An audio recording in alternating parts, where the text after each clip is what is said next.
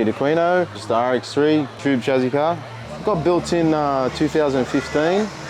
Yeah, I just like pro compact stick shifted cars, you know, like cars that you need to actually drive, you know.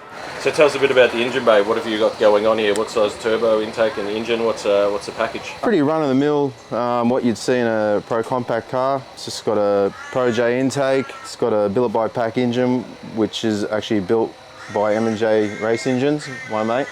It's got a precision intercooler and 94mm turbo, all run of the mill sort of stuff, you know. Yep.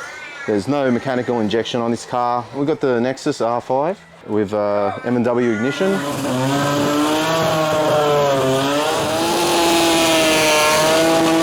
Obviously got a clutchless transmission, which is sort of half of the course for these cars, so clutchless, 9-inch and up. What type of clutches have you got in it? We got a East-West triple plate clutch in it with a GF 2000.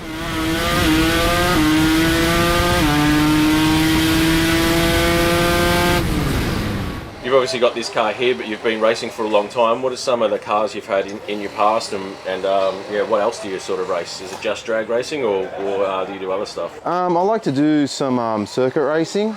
That's actually how I started getting into tuning, because for me, going to a track day is like going to the beach. You just take yourself and you can just tinker away. Yep. But you learn a lot when you're running around like at close to 100 degrees on pump fuel. But now with this, it's sort of taken up all the time. So now we're just trying to concentrate on this.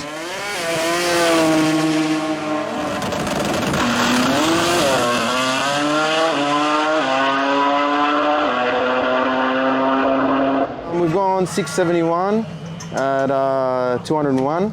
I think there's more left in it. It's a bit of a heavyweight. It's 2180 with me in it. But I just don't mind sacrificing the weight at the moment to have the intercooler, because I just think it gives me a bit of a bigger window, and we sort of need to weight up the front here for the chassis. In the beginning, I've been running methanol for pretty much since I've been racing, since 2007. We've always had at least the air-to-air cooler. Yeah. And it just seemed to be pretty good with the weather. In Sydney, we can race in 35 degrees. Sometimes we're racing in 15 degrees, you know. Once you get the tune up, it's pretty much there.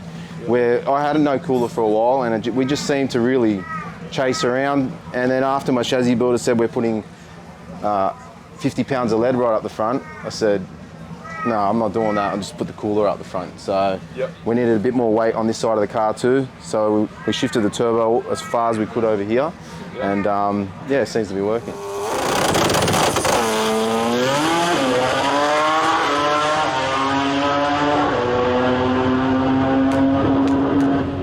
Short-term goals for the car, you said like 671. Drag racers are always greedy, wanting to run faster. So what's the short-term maybe for 2023? What do you want to do with the car? If you line up all the numbers, like we got enough numbers to go in the 60s, if not a 50, but everything's got to align. But I think if we can just be consistent for now and try and run consistently in the 670s, and maybe, you know, just try and get to about 170 to the half.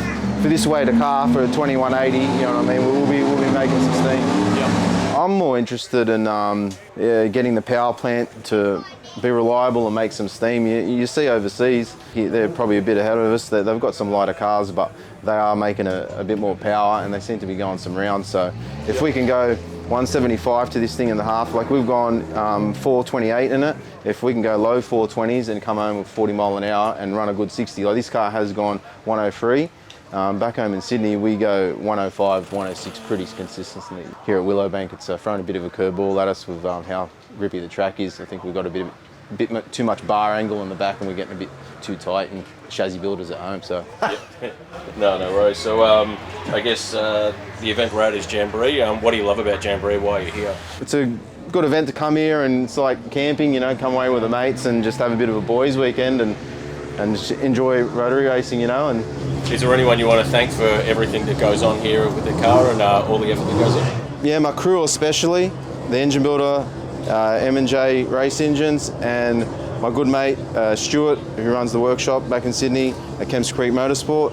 These boys put a lot of time in, and everyone that helps us out in this car.